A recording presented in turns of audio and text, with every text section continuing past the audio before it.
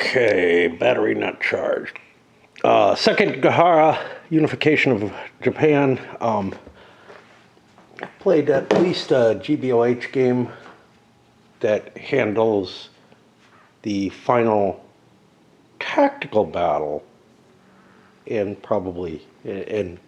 definitely other battles of this campaign. It's a 7-week campaign. I picked this, and I've also played and own some other games that cover this and the preceding long period where Oda takes over Japan and sets it in place, and then I can't remember his name. If I look at the historical, I can see it. Japanese feudal history is not a strong point for me. Hideyoshi, is it? Yeah, Hideyoshi. Toyotomi Hideyoshi. Okay. Who followed Oda Nobunaga or whatever, I don't know. I can't remember. But, yeah, things like samurai swords, which I don't have, but I've played it. I think Samurai's over there. I think Warriors of Japan, but I haven't played that yet. I'm trying to think what else. Something else that I played, I haven't played Samurai on video yet. Trying to look for it. A Most Dangerous Time, which I had a lot of fun with, but I don't remember much about, that handle, sort of the campaign element of this. I ended up extending that game. But those tend to be, not Warriors of Japan, I assume, because it's based on Warriors of God. Those tend to be multiplayer,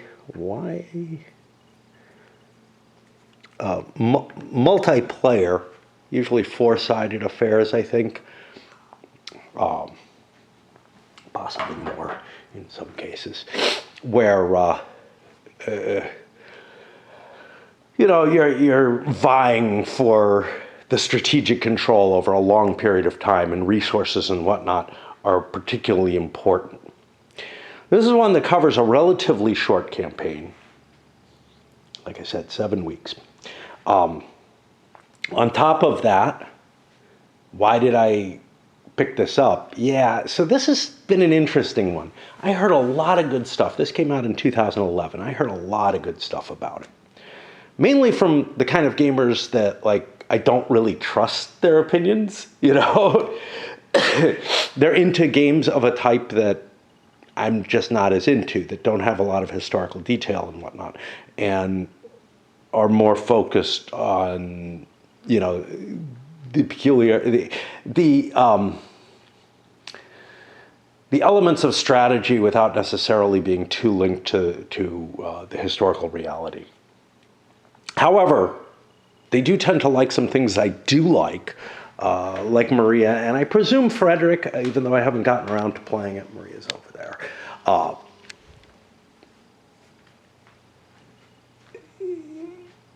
It's kind of weird with Maria because it's like you're doing some things that don't make any sense, but I don't know if they make less sense than some things you do in traditional war games, or that are, kind of reflected in them. So I'm kind of like, yeah, okay. This I recoil from because it's easily covered in traditional games, but there's a lot of stuff that might be kind of under the hood of the system in play. And this is a similar type of game. It's not based on, I want to fight at location X because I have certain cards. Rather, the cards that you're going to have are going to reflect the loyalty of the troops you have, your ability to bring them to battle or move them. And I'll explain the components, I guess, in fairly soon. But I wanted to point one thing out.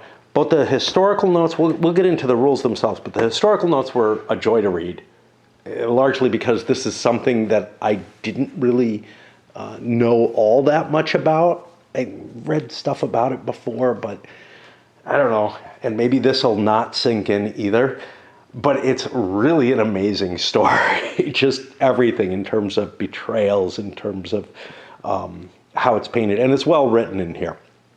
And then the designer's notes, which I found a real joy as well. They really expressed why this odd game, right? And he misses a point. He seems to think that complexity generates realism. Complexity doesn't generate realism. Complexity generates detail. And this game does not have a lot of detail. But it does have a focus that he's expressed on that loyalty idea and whatnot as being so very important to it. And we'll see how that plays out. I had thought I would play a little bit of it solo and then come back and start all of this, because the mechanisms are unfamiliar to me and a little weird. But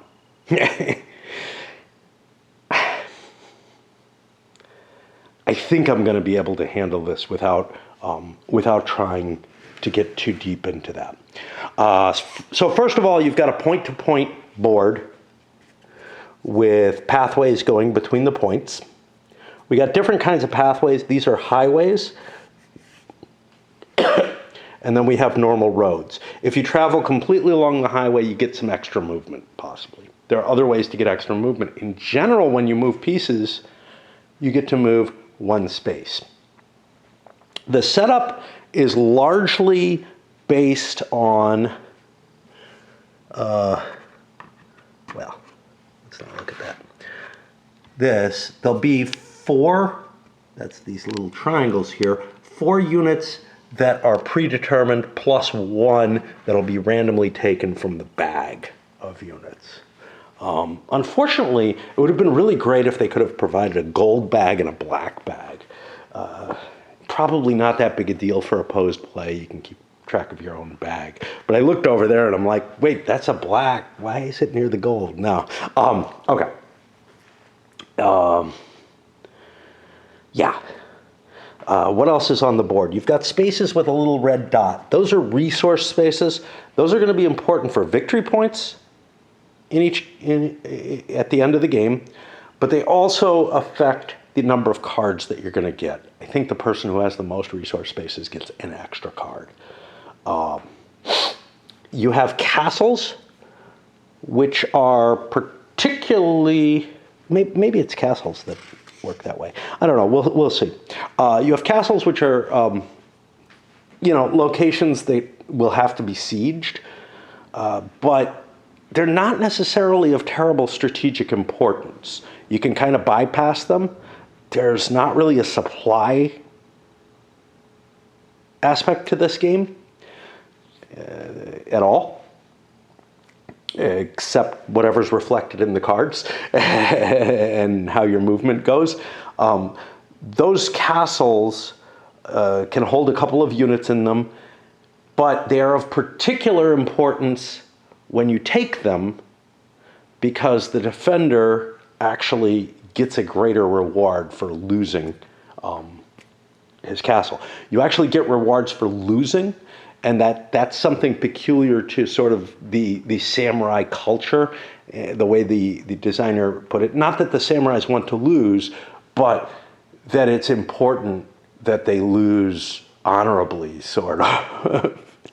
And so that's almost assumed in it, and that's some of the greatest stories and the things that he's painting as actually did affect the people of the time. Now, one of the problems that I have with this kind of period, even though it's not all that long ago, get the century on here probably.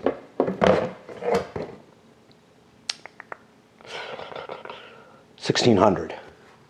A period where in Western history, we have a fairly good idea of what's going on, not a lot in terms of troop strengths and stuff like that, but a fair idea.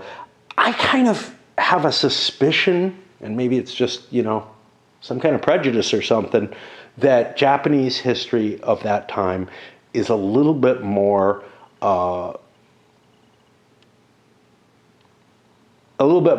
blurred and foggy, and that some of these stories have some aspect of kind of the epic or of legend to them, in the same way as, say, early medieval European stuff does.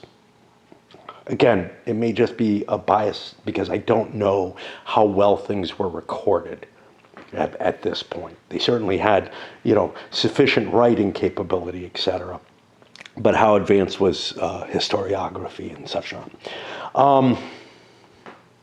What else do we have? We have these disc pieces, which are locked in at the fortresses, at particular castles, and they're an additional hit that the castle has to take, representing, in one case, the heir to the Hideyoshi guy who preceded. And the gold pieces are his chosen, I guess, you would say almost regent, but mainly protector of his heir and his legacy. Of course, who knows what would have happened if he won? He might have killed the heir anyway. And then this, which is a particularly heavily defended castle where the defender gained great honor, and it's still spoken of today, apparently. I gotta swap batteries. I'll be back. The little cubes are used to represent the resource locations you have. Each player has one at the beginning of the game, kind of hidden behind the blocks. They're not that important, except in terms of a count. And then they're also used as tracks for this. The impact track, that's going to be used in battle. Battle is going to be kind of a bidding process in general. Let's keep looking at the board. What else do we have? We have these, which are the mustering locations for given clans. Those are going to match the symbols that are present on the blocks themselves. The blocks are your troops and your leaders. How do you tell them apart? Yeah, that's kind of hard. Leader blocks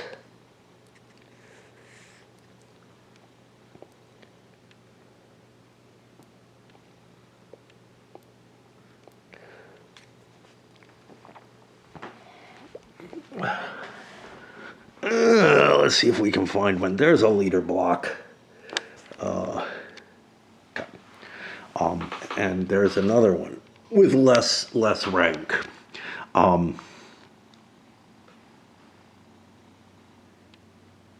troops themselves have symbols of the clan that they're with. So this kind of smiley face thing is this clan up here, the Mori. They're one of the larger clans available, gold aligned, but were kind of held out of, they kind of were kept out of the battle to some extent by, what's his name? Ishida Mitsunari, because he didn't trust them particularly. And you have an option to bring them in. I don't think they're particularly untrustworthy in the game, but they're particularly locked away. There aren't a lot of them. So he has a special reserve of units there that he can recruit. But then you also have these recruitment boxes, which have a number of blocks in them that you're going to be able to recruit using your cards. Now, your cards serve multiple purposes. To some extent, they're just resource money, right? You can expend a card or a few cards to enable your movement on a given week.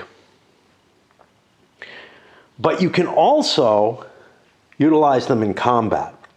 What you need to do, let's take a look at a card.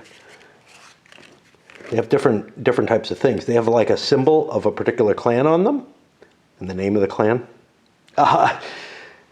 That tells you that you can bring into play in a battle.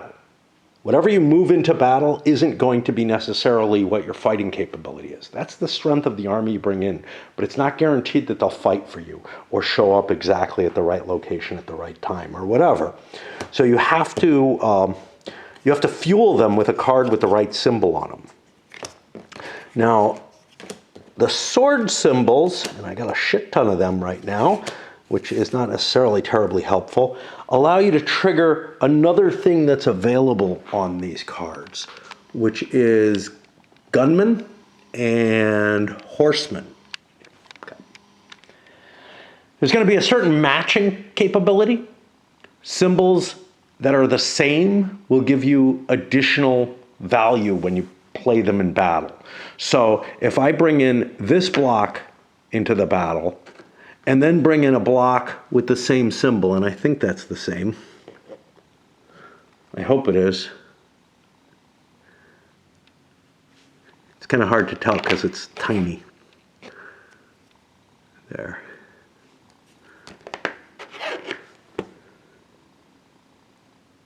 Sure. This looks different. See, this looks more like a flower, and this looks like that. Ooh. Those are called mori, by the way. Yeah, I think, and this one is different, certainly, from those others. Anyway, those, if you're able to bring matches into play, you get kind of a bonus off of bringing the matched units in. And the same thing is true if you're able to bring in matched cav with other cav when you play a sword card to bring something into play. You also have, I don't know if I have any here. Yeah, you have loyalty cards. Those allow you to challenge the loyalty of a troop that your opponent's trying to bring into play. He thinks he has the cards for it, but maybe you can counter it. And yeah, we can see we got multiple different things, and we're going to have to get used to how to read those. It's going to be particularly hard for me where something's very small like that, where there's a lot of circles on the particular card. That card has a little thing on it, which is important. I'm trying to remember what that little thing means. Oh, that's the leader thing. That's the main guy. All right. Anyway, we'll hit this more as we get into the rules. There's also a player aid card for both players, which I haven't looked over as well as I should have. And it gives little crib notes to the actual rules themselves. And that could end up being very, very helpful. We got a turn track, map key, I feel like I'm delaying getting into the rules themselves. All right, I guess we start. Since I already had to cut the camera once, it's no big deal if I do it again. I gotta paste this thing together. So I'll do that so that I can get a pipe going. Right about this thing. That little blank symbol, little rectangle there, is to indicate that that can actually be mustered into a battle with any card. That's E. There's one for each side, I believe. I don't know if they're, yeah, there's the other one. The other one's got a leader on it there. Okay. And I believe that's his, that's Ishida himself. And this will be Tokugawa. Okay.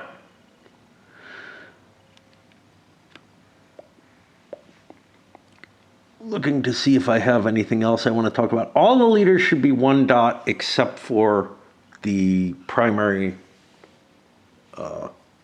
leaders of their factions, which have 3. Okay.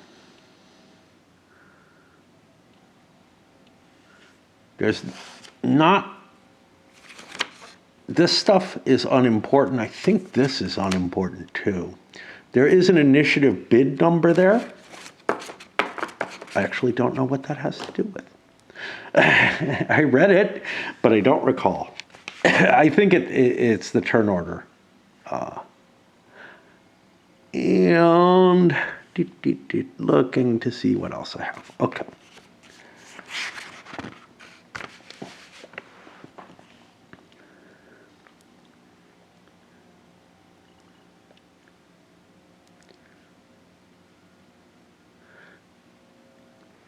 Castles are aligned with a particular power as based on their color. So this one's got a glow of yellow around it. I think these are essentially just black ones and are aligned with the Tokugawa.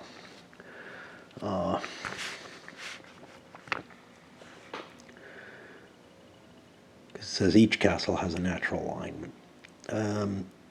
You control a castle if you have blocks in that location and your opponent doesn't, but if neither player has blocks, the castle goes to its natural alignment for whatever that's worth. Whoever controls the most castles during reinforcement gets an extra card. Resource, give a bonus during the resource step. Let me see what that is. Most castles gets an extra card. I don't see the resources in there.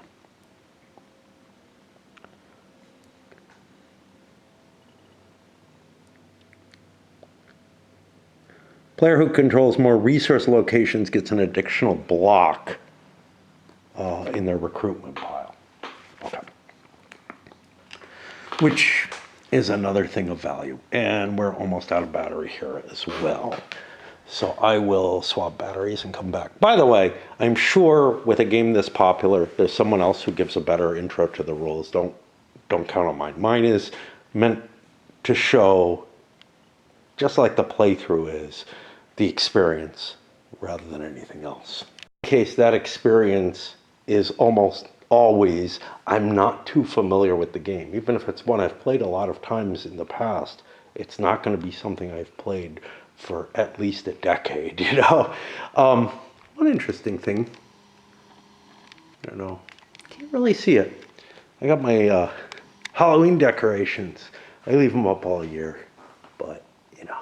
I actually cleaned up a lot of the cobwebs this April because I had a house guest. So, but up here, I did not. Okay.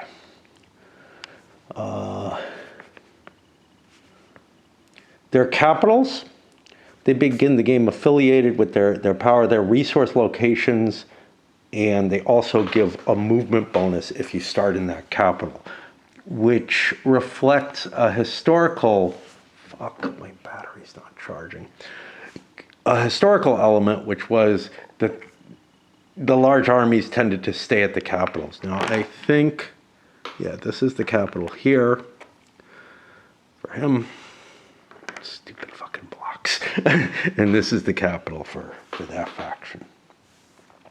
At the beginning of the game, the setup is pretty much fixed. There are a fair number of random counters that don't have a symbol on them. Those are the plus counters reflected in some of the locations, like that +2 over there indicates two extra blocks are in place there. The blocks in an opposed game would be facing, you know, black would be sitting on this side and have all the black pieces facing him.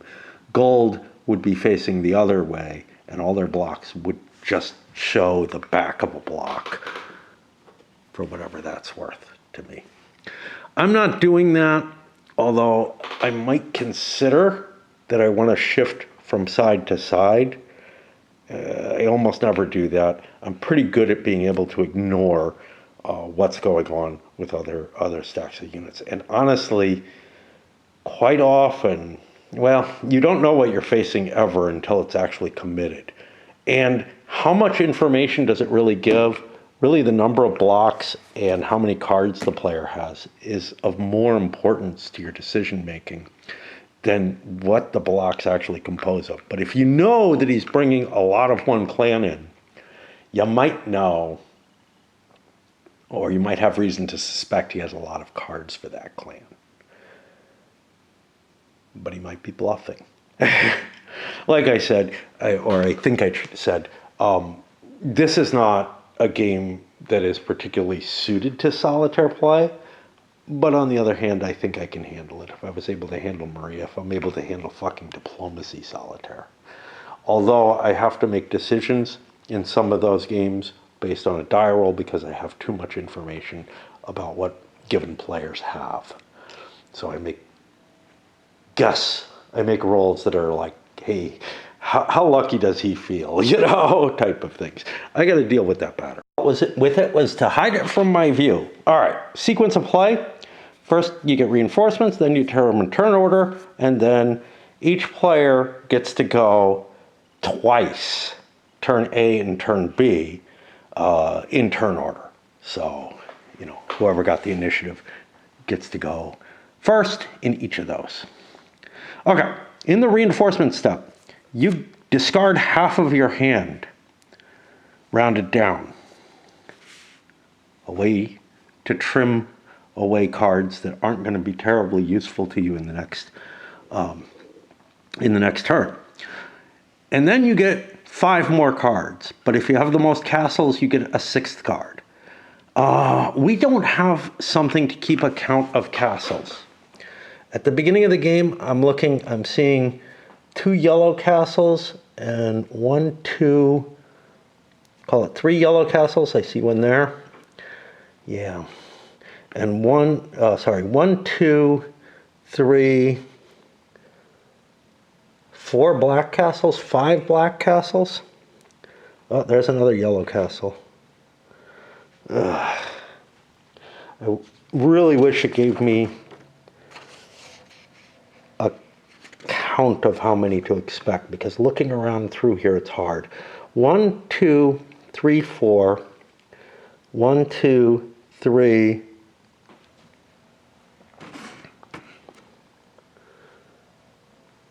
I don't know. No. 1, 2, 3, 4, 5. So I think black has the additional castle at the beginning of the game. There is some advantage to holding the castles in this resource thing. You get an extra card, but they don't provide much else to you. Okay.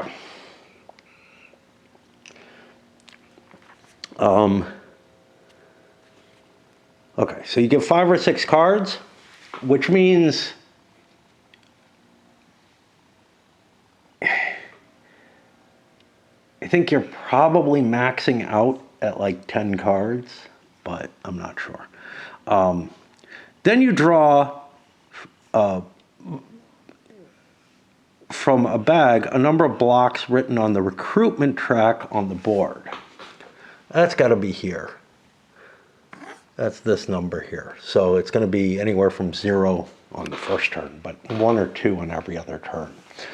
Blocks, but if you have more resources, you get an additional block. If there's a tie on resources, you each get an extra block. Whatever those blocks are, they go in the reinforcement box. You're still going to have to muster them, but it gives you more options. Then each player bids for turn order by placing a single card face down from their hand and revealing them. Whoever has the higher number in the bottom corner here wins. The winning player chooses who will move first for both turns. And those cards are discarded. You must play one. Each weekly cycle has 2 turns. It doesn't say what happens if you tie.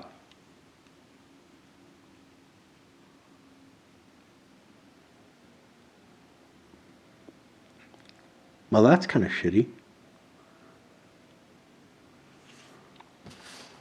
I mean, certainly it's possible to tie.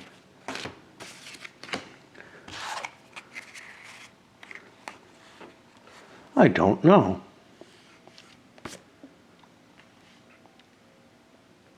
and there's no dice in the game,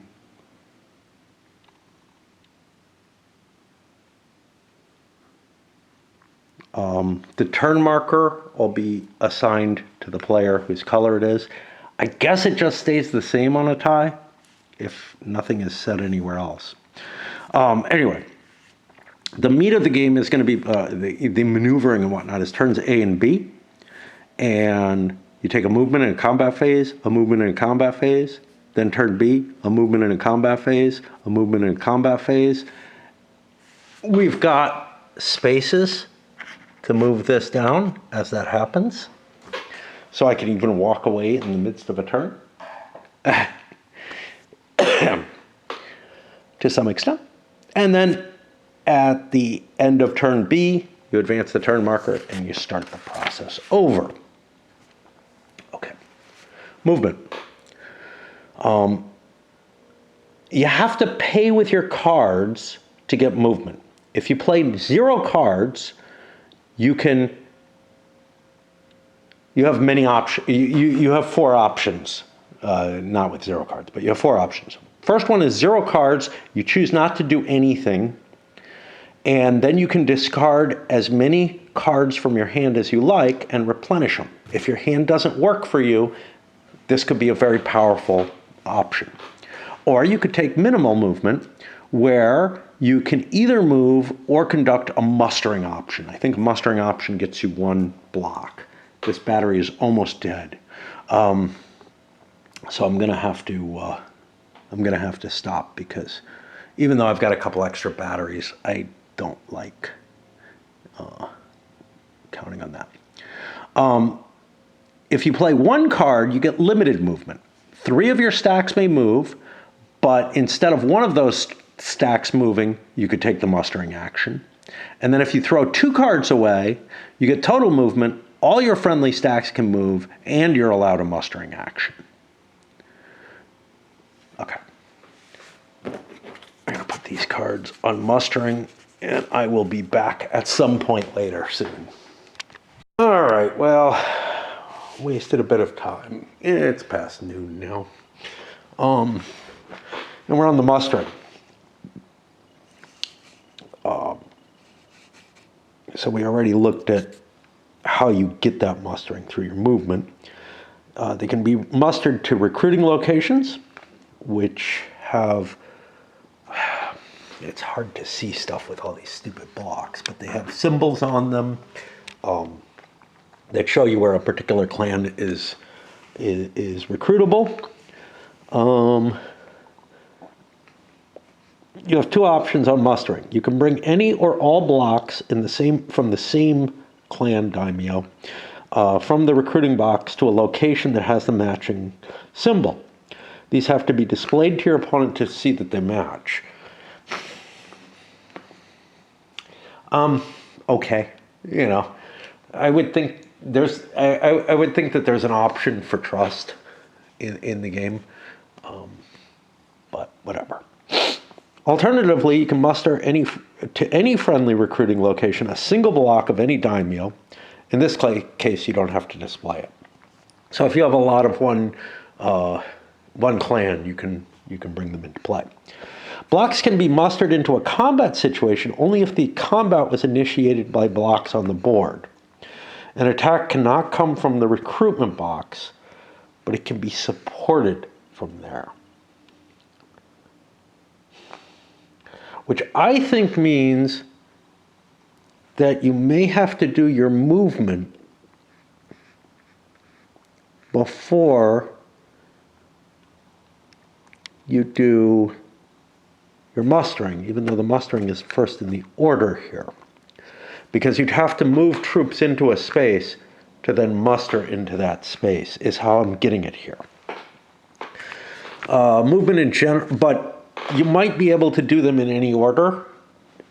I don't see a prohibition against, I don't see a prohibition against moving a unit that you just mustered. The source of although I vaguely thought there was one. The source of a move is a single location. From that location, any or all of your blocks that did not muster. Okay, so you can muster after movement all the time safely. May be moved up to the limits set forth. Blocks move along roads from one location to another. Those which begin the phase together don't have to travel the same path nor finish together. Some can be moved from a location while others are left behind. You can drop off blocks as you move. No block can be part of more than one move each turn. A stack has to complete its movement before another stack can move. You can't pick up blocks as you move. And no road segment can be traversed by more than one stack or more than once per movement phase. I forgot about this last one. It is interesting. So if I move this force forward, I can't then reinforce with those on a next move. I have to take another pathway. Now, moving blocks have to stop when they face enemy units when they enter a space with enemy units, unless those enemies can be overrun. We'll get to that in a moment. Overrun is an easy way to hit small amounts of blocks. The distance that you're allowed to move is basically one space. But there are three cases which each can increase your movement by one. And then there's something which can decrease it, if I recall. The size of units of the force. Highways. If you do your entire movement on a highway, you get an extra space. That extra space has to be on the highway too. If you begin with leadership, and that comes from many different sources, you get an extra movement space. And you can force march an extra location. This requires that you discard another card from your hand for each force that force marches. The forces that get this bonus have to all begin, finish, and move together. And you can only do one force march for any given block at a time, so you can't discard extra cards or anything. Okay. Leadership. Where you start your move, it can increase your base movement rate of a stack. This can be a leader, a castle, or a capital, or any combination of the three. If you use a leader for increased movement, the leader block has to be declared to the opponent, i.e., I guess you show it. It's not necessary that any of the blocks in the stack match the same clan. If a castle is used, it has to be aligned and controlled by the active player. Both. And it is possible that one of your aligned locations is not controlled by you and you're sieging it. If a capital is used, it must be a capital marked with the matching color. And there's only two capitals, Edo and Kyoto.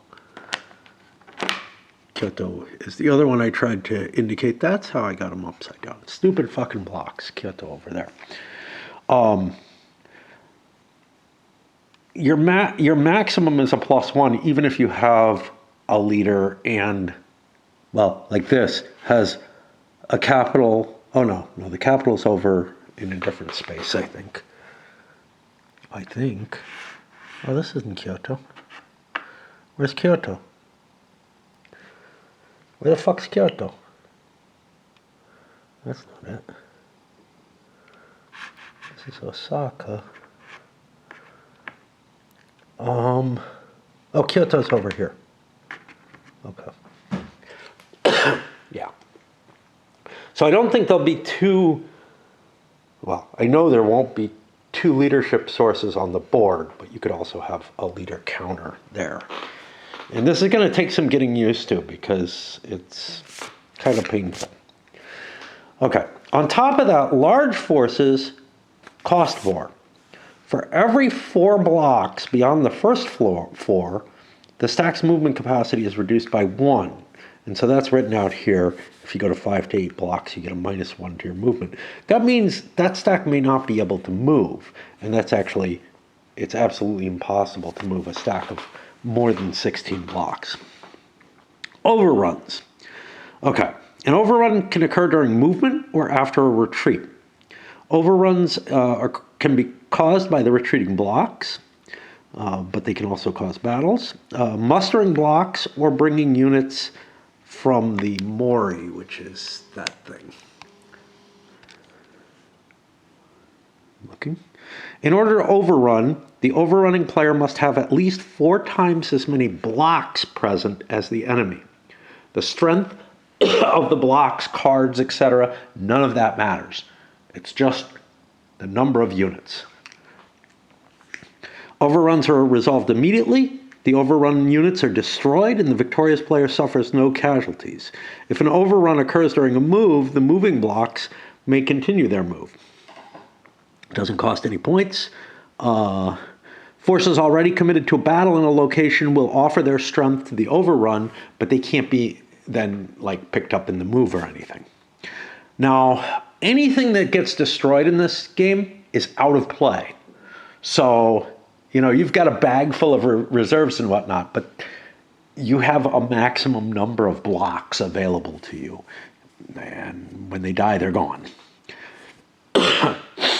Enemy units who control a castle cannot be overrun. Furthermore, forces within a castle lend their strength to any overruns occurring against the besieging force outside. This will be similar to how they fight as well. That's some examples. I feel like it's pretty simple so far. Let's go to combat. Combat happens after all movement. You have to declare it in every location on the board where opposing pieces are together, although some of them may be siege combats.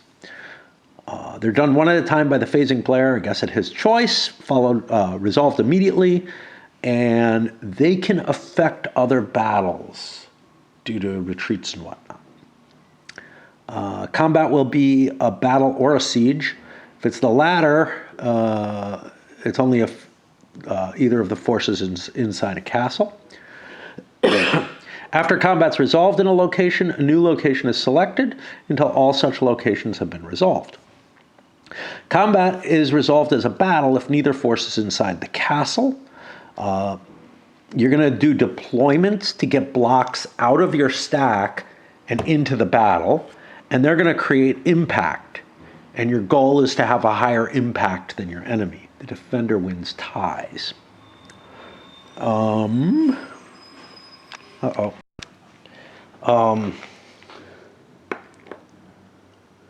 The active player starts the battle by making the first deployment. The defender already was winning at 0. The defender can respond. See initiative, which is not the initiative number here at all.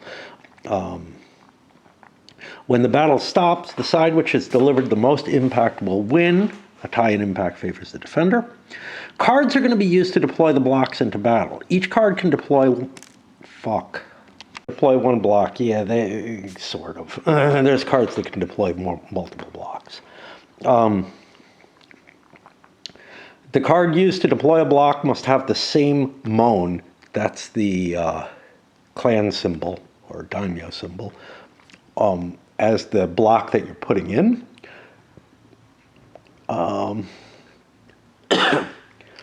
Cards of all daimyo may be matched to the Ishida block and the E block, which are singular, and they have a little symbol on them. As I mentioned, that little rectangle up there.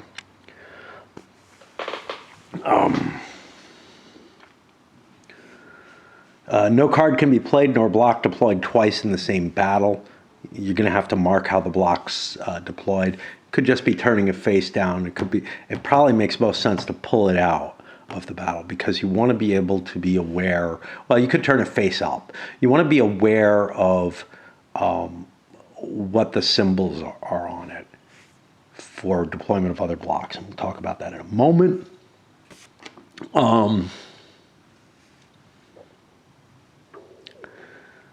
You play a card face up, select a block that matches, put it face up next to the main stack. The card is played face up on the active player's side of the board.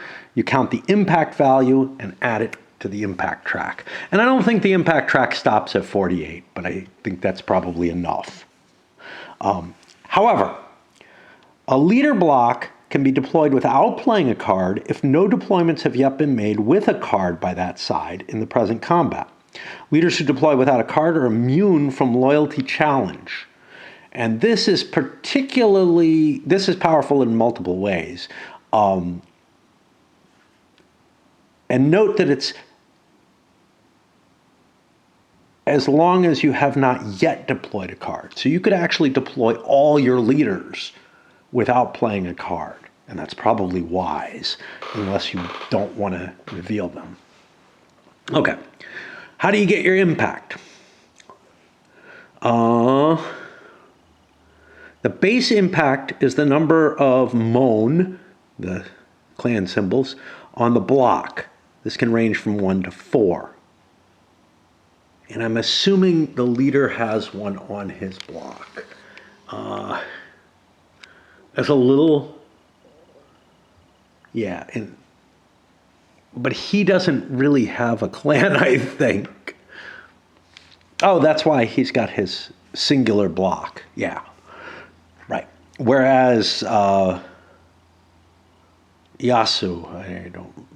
Tokugawa, is part of one of the clans. Okay, so the base impact is the number of mon, and you get 1 point of impact for each block of the same daimyo already deployed in the present battle, which is why you want to have cards. Well, you want to have cards matching the blocks that you're moving into battle, and you want to have multiple blocks from the same clan because it adds up. Okay. Special attacks, cav and gun impact. Cards with a sword in the corner. I don't know about corner. It's, covering most of the card. Enable a special attack. When used to deploy a block with a cav or a gun symbol, an attack of that type is launched. In a cav or gun attack, you add 2 points of impact for the cav or gun present on the block that you're playing. And another 2 points of impact for each block with that type of attack already deployed on the same side of the battle. If a cav or gun block is deployed without a special attack, you don't count any of these points.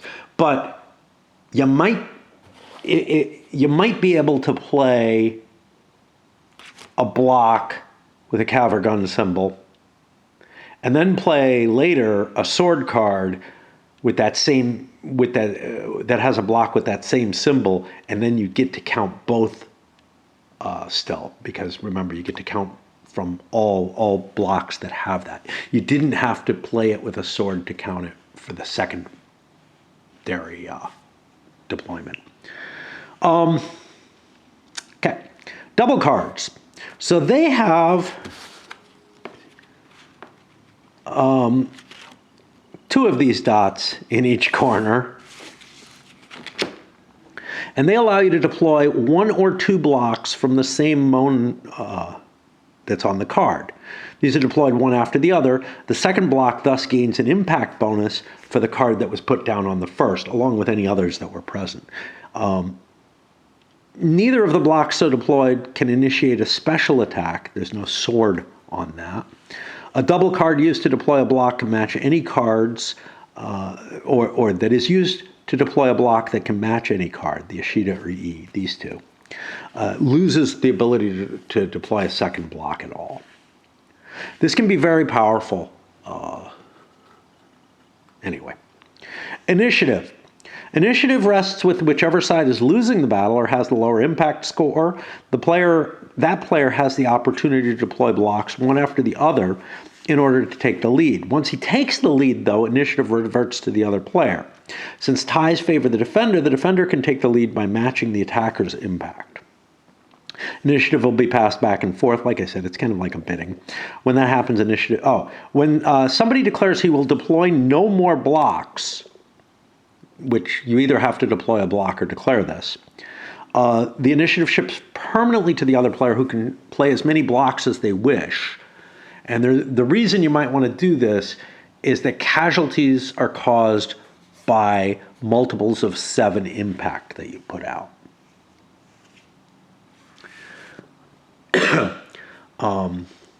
Once that player declares they're finished, the battle will end and you score it.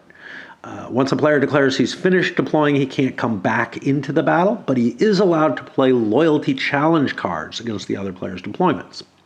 Loyalty challenges are marked with a nobori, the banners, And they make it sound like you have one of each. You have two of each of these things, 2 swords, 2 banners, whatever.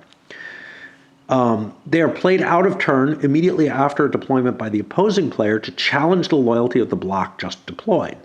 If the deploying player can show from their hand another card capable of deploying the block just deployed, another reason that you want lots of cards of a particular symbol, of a particular mon, the clan symbol. The terminology, is hard for me to reach for, so I feel like I have to repeat that all the time. The block remains loyal. The card shown to refute the loyalty returns to the hand, and they can use it again. The loyalty challenge card remains played. If the deploying player cannot produce such a card, the block switches sides, aligning instead with the player who played the loyalty challenge. Move the block to the challenger's side of the battle. Count impact for that block on the challenger's impact table. When the battle ends, it'll flip back. It'll return to its original owner. Loyalty and special attacks. Blocks which switch sides do not execute a special attack at the moment of their betrayal, even if the card would have allowed it, but they can later contribute to special attacks to the side which now owns them. Loyalty and double cards. A loyalty challenge can be used against a double card. Only one additional card must be displayed to refute the challenge, even if both blocks are... only one loyalty card. Only one response card must be displayed to refute the challenge, even if the 2 blocks are deployed. If the challenge is successful, both blocks defect, and thus they get the impact bonus as well, enjoyed by the second such block. Whew. Now, one thing that bothers me about this game is the loyalty doesn't stay switched. Feels really, really unlikely that someone would switch sides in a battle and not stay on the wrong side. Anyway, losses. After the battle, both sides take losses according to the impact. Both sides lose 1 block for every 7 impact delivered by their opponent, and the losing side loses an extra block. The attacker takes their damage first, then the defender. Players select their own choice of blocks to lose. First must be selected any blocks which defected to your opponent. That helps prevent those from returning back to you, but it's no guarantee. And then any other blocks which deployed, then any blocks which did not, i.e., your entire force is at risk.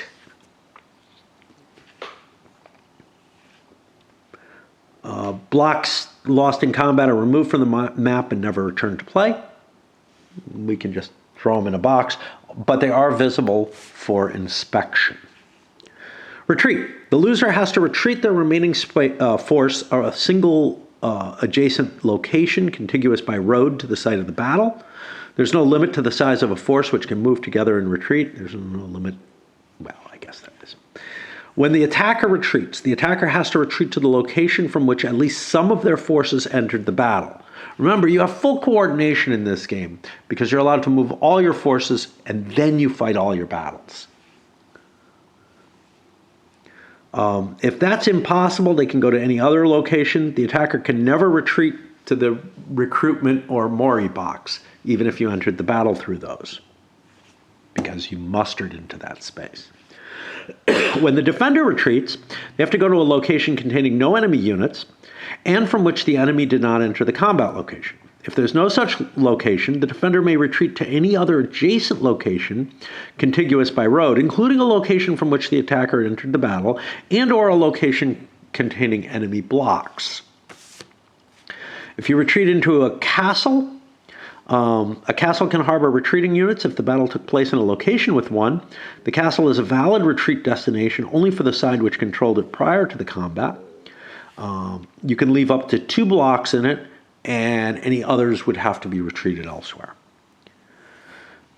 You can retreat into combat. A retreat might cause another battle or an overrun. If so, it's executed immediately and resolve its consequences. So it can change the ordering that the phasing player would have wanted take. If the retreating force enters an existing battle, the retreating blocks are added to the forces in conflict. It's possible for a retreating force to join a besieged force inside a castle, exceeding the 2 stacking limit of blocks allowed in a castle. By the way, these things don't count as blocks. They're just extra hits to the castle. Well, not just. This one has another effect. You lose the game if you lose that.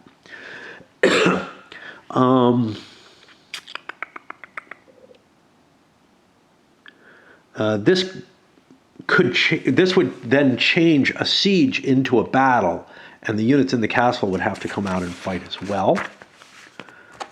We are almost done. Siege combat. Okay.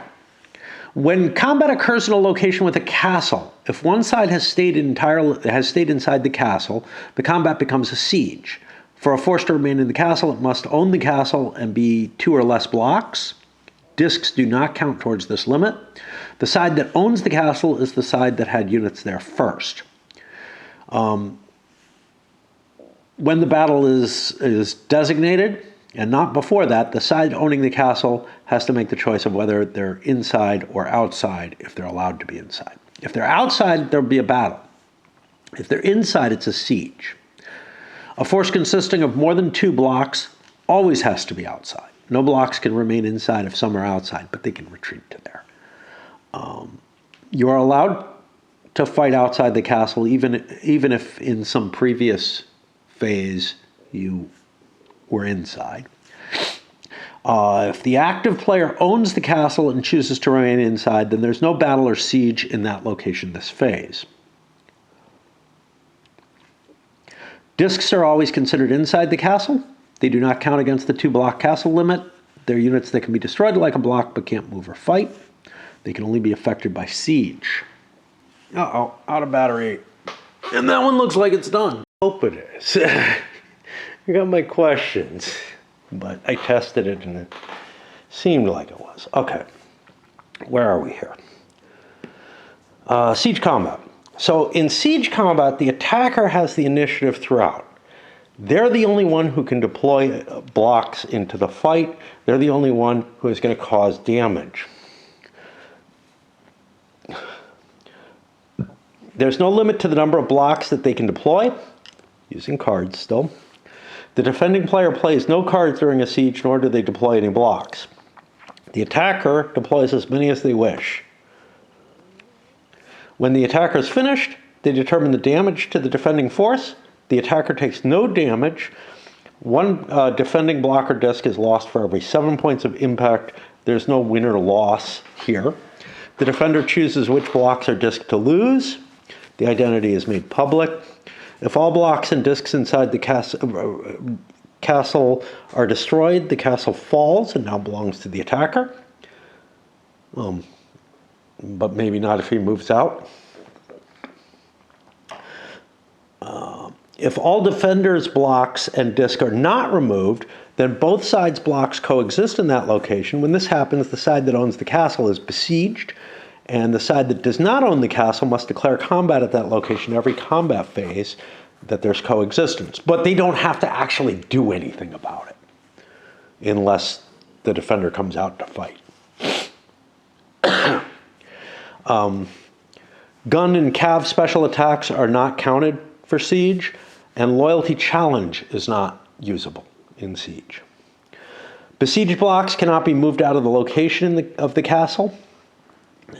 Blocks that are part of the besieging force may freely move away from the site during their own movement phase. If other blocks enter the location with friendly besieged blocks, then all blocks are counted in a battle. Any battle that occurs in a location automatically includes all blocks in that location, regardless of the presence of a castle. After each battle, siege, or overrun is resolved. Now this is an important thing, because you go into a battle with a particular hand. You use those cards up, you might have other battles. After each battle or siege, both sides discard all the cards they played during that combat and draw back an equal number from the draw pile. Then they also draw an additional card for every 2 blocks they lost. In a siege, the defending player draws 1 card for every block lost. You don't get a card for losing a disc. And we have an example here of how to calculate impacts as a sequence, etc. It all makes sense, though. These rules are relatively simple, although I feel like there's very subtle concepts at play here that I'm not really catching, which is why I wanted to play it before I did the video, but then I decided, you know what? I think it'll be more fun to discover en route, and will keep me from having to play it twice in a row. Okay, there's some special rules. Totoyomi Hideoro. Toyotomi Hideori. He's Hideyoshi's son, and that's this thing. His disc is placed in Osaka. If it's destroyed, the region is captured and the game ends in a Tokugawa victory. Therefore, you don't want to lose it.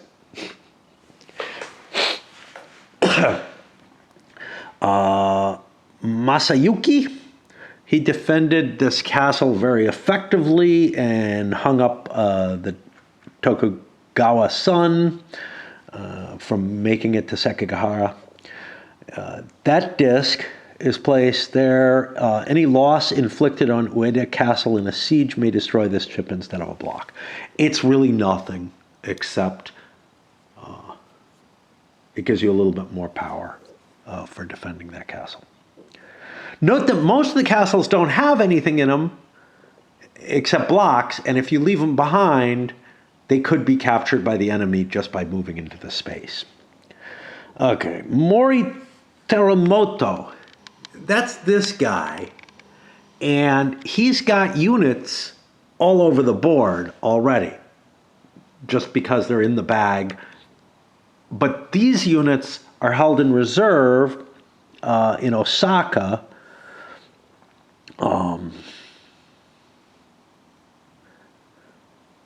And let's see what we got here.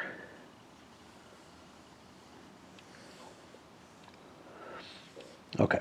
The Mori leader and 4 of his blocks, marked with a triangle, begin the game face up in that box. The Ishida player can bring these blocks into the game by sacrificing cards. For each card sacrificed, discarded, during any Ishida movement phase, 1 block is moved from the Mori block to Osaka, which I thought was here, but I think it's here. Sorry. It's kind of an annoying little cough right now. That block brought on, the last block brought on is the Mori leader. No blocks are ever added to that box, only removed. They cannot move on the same turn they arrive in Osaka, which was the case with mustering as well. If Osaka is attacked by Tokugawa, at the moment combat is declared, all of the Mori blocks appear in Osaka and join the battle. Well, you still have to muster them. They join the force in the battle. Naomasa Red Devils. That's this. The E clan has a single block with, I think that's how it's pronounced, with 4 mon. It's the only 4 mon block in the game. It begins with Fukushima's forces in Kyosu. Yeah, thanks. They don't have any cards. They can deploy with any card except for a loyalty challenge. Okay. Ishida Mitsunari. The Tokugawa player wins instantly if that leader block is eliminated in combat. In combat, this block may be deployed with any Ishida card except a loyalty challenge. That's it. Now I want to touch a little bit, I think. Again, I felt like his designer's notes were really, really helpful to understanding what the concepts were here. You know, he looked at, hey, I don't like luck in a game, but I especially don't like luck where nobody has control of the luck or has foreknowledge of what it is.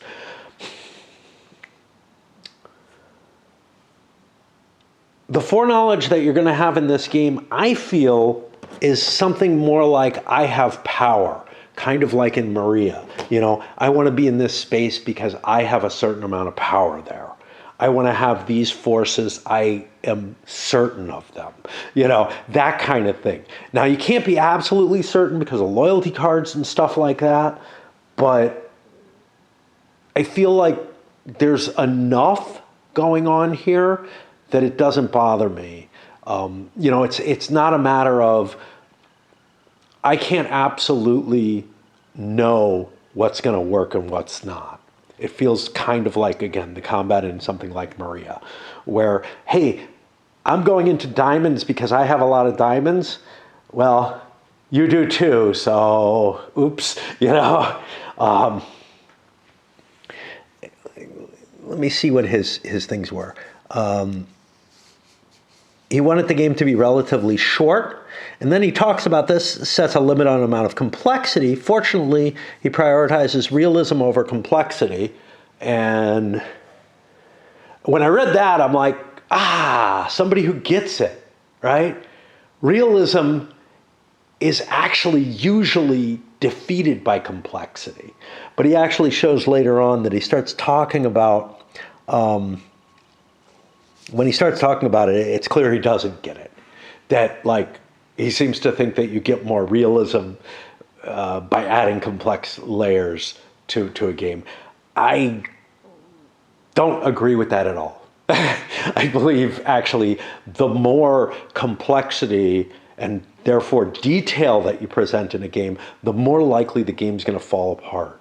A very, very simple and abstract game can actually be realistic more easily than something that tries to really model a lot of subsystems. But I really thought he got it when I read that sentence, and I was like, oh, wow. I haven't heard anyone but me making this argument, so strongly, but yeah, I mean, in a single sentence. But then he gets into, why he believes that this is still realistic and that it's modeling aspects of the conflict that wouldn't be modeled well in a traditional game, the loyalty aspects and whatnot, in a core system, not just as a bunch of chrome thrown on top of, something that's like buckets of dice or a CRT or something along that lines.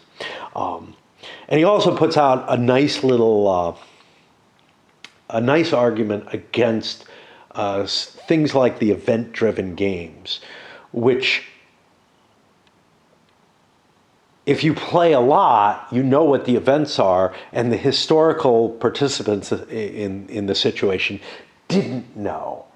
And I know there's some people who are like, well, I'm not role-playing, so I don't have to be in the same mental state as the commanders do and whatnot. I don't see it as role-playing. I see it as making decisions with the same information, and being directed to make your decisions based on the same kinds of thoughts that the person in that situation was forced to operate under. To me, that's what a simulation really is, that you're able to, what you know and what you have to operate on is the same kind of thing, so that the inputs that you provide to the black box or whatever are reasonable choices. I see it more as simulation than as role-playing. But anyway, that was a nice factor. This is, I don't know this guy, Matt Calkins. I'm kind of curious what else he's done, if anything, because I just feel like, I'm in tune with some of the things he says, and then, I mean, the one that hit me the hardest, he shows later on that, he's not really on board with that. He just, is like, oh, I want, a realistic historical outcome to come out of this, which feels very much like design for effect type stuff, but didn't understand that underlying principle that the more complex a game you make, the less realistic it's likely to be, which is just, one of these tenets that I've sort of discovered. Anyway, here we are. I guess I will start playing relatively soon. I'll try to do it in camera. You know, if I fuck up completely, we'll restart. Like if I completely screw up the concepts of the game. But I feel like it's probably going to be kind of a slow starting game in a lot of ways. I think you want to build up a hand for that big hammer blow. And then, you know, I'm not saying it's going to be your last hit of the game. But what I'm saying is you want to build yourself up into a position where your hand is able to deliver a big blow. You take that big blow as your win. And then you build up again until you can make another strike of that type, rather than something where you're trying to press everywhere. It also gives reasons for not, you know, just launching willy-nilly attacks everywhere and trying to wear the enemy down because you have a few more pieces or whatever. I think there's going to be a lot of interesting facets that come out of this. I've certainly heard good things about it. Again, not optimal for solo play by any means, but, you know, I managed with Maria perfectly fine, I think. And I expect I'll be able to handle this just as well, although I may have to rely on a die every now and then to help me make certain decisions that obviously, you know, instead, the main thing that I think is that is lacking is an experiential thing, which is this: you're sitting there, you know, you've got a plan baked in here, but the angst about, is it gonna work? You know, I don't know what he's got in his hand, what nastiness he can do to me, what blocks I'm facing and all that. Even though I won't really know the blocks, etc., I'm probably not going to develop as strong a commitment to a plan as I would if I was playing it opposed. All right, up it goes.